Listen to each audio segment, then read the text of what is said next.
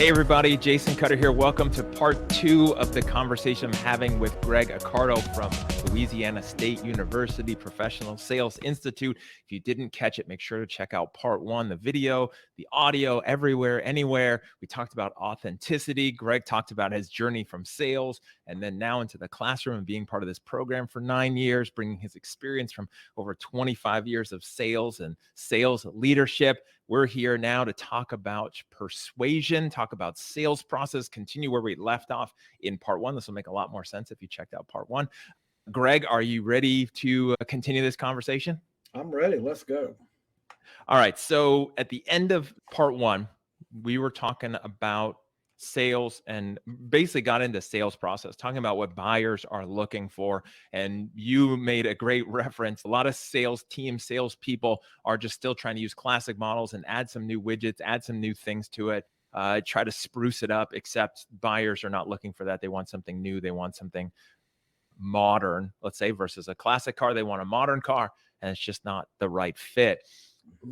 When you look at that perspective, especially talking about persuasion and sales processes, what have you seen as that evolution from when you started in sales and what sales was about then, 25, 30 plus years ago, versus that modern thing that people want now? So if you look back when I started my sales career, the internet was really a new thing. I still remember when I got my first computer and my first email address was an AOL address and you had dial-up modems. But that was a world where the dynamic was a lot different than it is today, because then the only person who had all the information and all the knowledge about the product or the service was the sales rep. And think back when people used to shop for cars. Okay, the way you shop for a car was on the Saturday when you were not working, you would drive around to different car lots to go sit in the new cars and have the sales rep come tell you about all the great features and this one and that. And you needed to go get information. And they had all the power. They were in control of the process because they're keeper of the knowledge. The internet changed that. And we're all aware now how people shop for cars. Somebody wants to shop for a car, they never talk to a sales rep till they're ready to go maybe negotiate the price. And they already know the price because the price is online. The invoice price is already posted. So the dynamic has shifted from back then to today, that the buyer is more informed. They have all the knowledge or more knowledge than the seller has. So that becomes a challenge on how sellers adapt to the new environment. On top of that, if you add in what we call the Amazon effect, where people have gotten used to shopping on Amazon, and Amazon has, you know as well as I do, you sign in Amazon, what's the first thing on your home screen is, hey, you bought this 2 years ago, it's time to buy it again. We recommend you look at this. They've customized and personalized the customer experience so much that we condition ourselves to think that you want customization and personalization in all your selling interactions. And that's where the challenge is for modern sellers, is how are you going to change your cadences and your emotions and your processes so that the customer feels like, number one, you're removing all the friction, okay? They don't have any hoops to jump through to buy your product. Don't think that you need to start educating them on all the features of your product, because they probably already know the features. They understand what it's going to do for them. Now is your job is to look for areas where you can build that personal partnership and help them in that buyer's journey, or make that buyer's journey seamless and frictionless. Then you have to take an effect that some people want to buy strictly in an e-commerce environment. They want to buy it online. You have to give your customers that option. So if you're not providing an option that fits what their model looks like, not your model, their model, that's where the challenge is for sellers, is adapting. And we mentioned it earlier, from that classic approach that was all motions and tactics. Motions and tactics is all we did. buyers have moved further and further away. In fact, they've packed their suitcases and left that classic model. They've moved. They're not even in the same state anymore. They're somewhere else living in the modern sales model environment. And you're on the outside just looking in, figuring out, how can I get in there? But the buyers they still need sellers. They need advice. They need experts. They need insights. And that's the big challenge today. And not only sales education, but just sales in general, to be better at what we do. Two things you said, just totally fascinating for me. The first one is that talking about buyers and talking about all of us, obviously in our business and professional life, we're the same person, is that we want customization, personalization in all our buying interactions. And I know that to be true, and I work with teams on that, but I hadn't thought about that even from the level of what you're talking about, which is Amazon and what it's done. And I love what you said, the Amazon effect, where it has conditioned us. Other things have conditioned us too, but you go on there, it's giving you the recommendations. It's telling you what you might find the most interesting, just like social media does with algorithms, and just keep us going in what we want and serving up the ads for things that might interest us. Where, like, how that has changed any buyer, even B2B, like professional buyers, where still expect that same thing because we're human, right? And we take our personal experiences of buying things and we take that into the business where we're like, stop treating me like it's just a product or one size fits all. You got to make it customized to me. So I think that's amazing and so true. And anybody listening is, hopefully you got that and you make that part of your focus. The other thing, and I have a question on this, you said motions and tactics, because that sounds like the old school classic mode. What does that mean? What are motions and tactics? Motions and tactics are phone calls, emails, door to door. And we were all conditioned back in the day that the way you achieved more sales success was you did more motions and tactics. If you needed to make 20 phone calls to get 2 appointments, you know what? Make 40. It became a numbers game. Okay. And that's great. But that worked in the classic world. That doesn't work anymore, where you can strictly just fall back on the old standby. Hey, give me more motions, give me more tactics, and you will hit your quota. That's not going to work, because what's happened is that your customers have gone further and further underground because they have the same technology that you have. Part of the paradox in this, and Howard Dover covers this really great in his book, and I'm plugging Howard's book because it was great. It was eye-opening, is that sellers have adopted the modern technologies. And they're using the AI, the automation, the augmentation. That's not the problem. The problem is that they've plugged in those technologies into the classic machine that's built on more motions, more tactics. And they've ramped up these motions and tactics at scale, 10x, 20x, where you used to do 100 calls a week. Now they're saying, let's do 1,000 calls a week. We got technology that'll do it for us. Yeah. But the net effect of that is that you're creating a dust bowl in your market, that you're burning through all of your leads. And by doing so, you're pushing your customer further and further underground, because remember, those customers don't live in your classic machine world anymore. They live in the Tesla world. They live in the modern machine. They're driving a different vehicle than you're driving. So they have the same technology. Sometimes they can use it better than you. And they're using that technology to get further and further away from the salespeople who are stuck in the classic motions and tactics. That is amazing. I love the Dust Bowl reference too, because I'm just imagining just the obliteration of it, which is so true. We're changing a generation right now. Unless you've had your head in the sand, what's happening is we're seeing that the baby boomer generation has a lot of them retired because of COVID. You've got the, millennial generation coming in now, followed by the Gen Zs. And if you're like me and you're on a college campus, Gen Zers walking around with this, okay, all day long. These Gen Zers that we're educating here today, in this university, are going to be the future buyers for all the companies out there that you and everybody sells to. They're used to their whole business transaction on one of these. Okay. They're not going to let that piece of technology go. That's going to be with them from now on through their careers, and they will be your future buyers. How are you going to engage with them when this is what they're used to doing business on? And that gets back to a point of this classic versus modern models. And we're talking to companies today. We're advising companies on how they can take part of their business process and move some of it to an app-based platform, just so they can give these modern buyers a sense that, hey, they have an e-commerce option. If they don't want to talk to a salesperson, and we have the research and shows that 80% of buyers, maybe until they get to the buying, to actually the purchase part.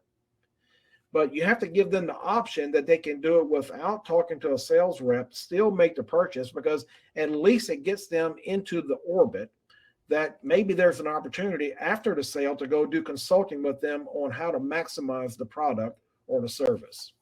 So then giving that shift, especially because we're talking about sales processes, then how do you build that sales process? What are you doing to help this future generation of salespeople, not just the buyers, but the salespeople, move away from the motions and tactics as a numbers game to scale? But still, obviously, there's motions and tactics, and it does require that effort. But what are you seeing as sales processes and strategies that work now in this modern era? I'll just share with you this. The companies that are really excelling in this and really meeting and far exceeding their numbers are the ones that have this mindset. They're willing to try something different. They're willing to give their top sales performers who, and their new one, the new talent coming in, give them a little bit of bandwidth to go and experiment. Let them be the entrepreneurs on your team to look for those ways that they can leverage maybe a different motion or tactic. Because in the end, the classic methods that we've used in the past, they become a standby almost, where it's like, hey, we're getting the end of the month, we're not making our numbers, let's just ramp up more phone calls because that's all we know. So it goes back to the leadership. The management teams have realized that they're going to have to step out of their comfort zone, maybe allow their younger junior reps to be a little more adventurous and find out there may be some things that they can do and maybe a different perspective that maybe they're not aware of. Because in the end, you're going to be stuck in the classic model, and that's the comfort zone. And the worse it gets, we see this a lot, the harder it gets to make your numbers in the classic model, the more motions and tactics we see the prescription to fix it. And which is a lot of times have the reverse net effect. We'll talk about this in the next part on the future of sales. When you're talking about it again from the buyer's perspective, which is where we ended part one, which is what are the buyers wanting from that salesperson? Obviously not the features, the benefits, they have all the information. What is that process they want? Because you're saying literally like the buyers are getting good at using technology and or insulating themselves and moving to as far away from possible from the classic model, but they still need something or they want something or they're open to something. And so how do they want to be sold to in your experience? So if you look at survey data, there's a trend that is very noticeable and it's measurable, is that buyers don't want to be sold to, they want to be helped. And we all know that already, right? So if they're expecting sellers to come to them with something other than a sales pitch, bring something to them that they can benefit from. What piece of insight or knowledge about the industry, maybe some new way of trying to accomplish the same task, that maybe your company is working on something that's a little bit different, but that they want to be helped. They don't want to be sold to.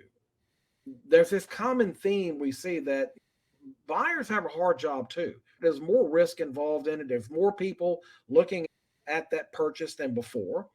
Companies have tightened down their buying processes where now you maybe get 3 or 4 people have to sign off on a deal before you can sign it. So anything that you as a sales rep can bring to that buyer that helps them be better at what they do, that should be the thing that's going to help them make that decision to finish the journey with you than with one of your competitors. The problem is still there, they have to solve. Okay. If they've got several options to choose from, they're going to be looking for the option that provides them with more insights than the others. Does that sort of make sense? They're looking for that key ingredient is, what can you educate me about that I don't already know? I need some knowledge that makes me better. Yeah. And the issue isn't necessarily that people don't want to buy. It's that, like you said, the motions and tactics part has made it so that buyers, most of us, are defensive and I don't need you to sell me anything.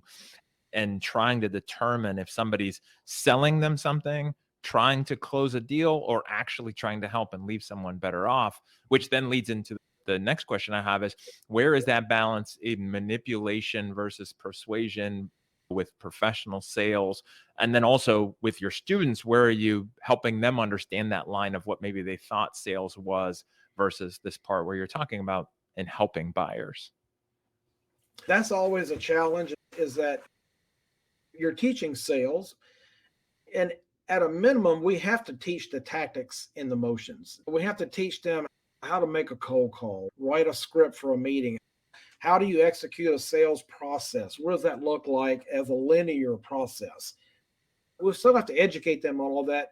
But at the same time, we're focusing a lot more on them understanding the customer at a deeper level, understanding what their buying process may look like. You might not have all the information on that. Today, there's a lot of technology out there that can give you that insight on what their buying processes look like. If you're using a CRM database like Salesforce, you've got data that can give you some visual into what their buying cycles look like, maybe how many people were involved in those processes before. Educate yourself more, and then try to find the sales method that works for them. So let me back up again and go back to what I was saying before. The sales method for them may not be the same one that you would use for the prospect you were just talking to an hour ago. You may have a prospect right now that wants more of an e-commerce option and doesn't want to have to work with a sales rep to come in and sign paperwork and send over this form and sign this, send it back, and we'll send it through our accounts receivable department. They may want something that's really simple, e-commerce, credit card, get it shipped here the next day. Versus you may have a customer, you may need to go make a personal visit. You may need to go look at the problem. You may need to put your hands on it. You may need to give them some time to think about it. So the processes are going to be different. And as a sales professional, you need to be agile enough to recognize that it's not a one-size-fits-all game. Understanding the customer from our perspective, where we're teaching our students, understand your customer, get as much insights as you can on their personalities, their processes, their industry cycles, then look for the method that best fits them. That is amazing. Where do you see people just get stuck, though, in the one size fits all? Like you're talking about an agile sales process, you got to sell to everyone different in the way they want to buy. How often do you see salespeople still get stuck, though? It goes back to leadership. It goes back to the model they came from. In a lot of companies, they have a basic sales training model. And here's the model. We're going to teach it. Go sell. And it's, give me the model. I'll go and execute the model. I'm going to put all these motions into the CRM database, and everybody's going to track my motions.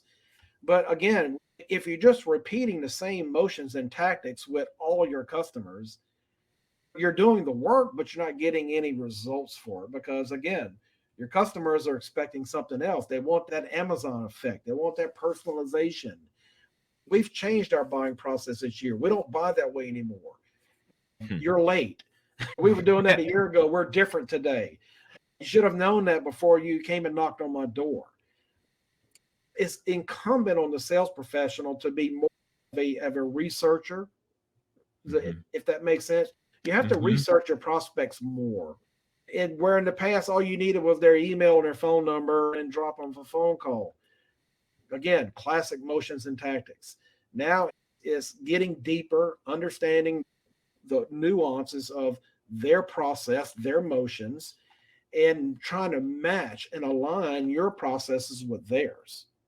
So with that, because your program is obviously focused on helping those people become professional at sales, right? Even though it's not a profession, but you're trying to build those pro sales people as they enter the world. Like you said, when they go to work for a company, they are ready. They've got some confidence. They've made a lot of mistakes. Like you said, they've hit their thumb with the hammer. They know that hurts, not do that again, and how to avoid doing that. How do you teach them different processes and this agile sales mindset so that they can go into a company, and then that company is going to layer on top of it, but then they're that flexible sales role player? I don't know best way to label that. You brought up a good point, and it's never easy. And that's where we have to work on it as we're moving along, because it's such a changing world. And we're doing the best we can here. My hope is that we're giving the students enough exposure along with the processes and the science behind selling and why people buy and how they buy. When you couple that with these projects that we do, where the students are put into groups and they have a quota and they have to go out and sell real products to real people in a B2B environment, that they get a little bit of exposure to people may not want to talk to you today. That's obvious. It's not a good time for them.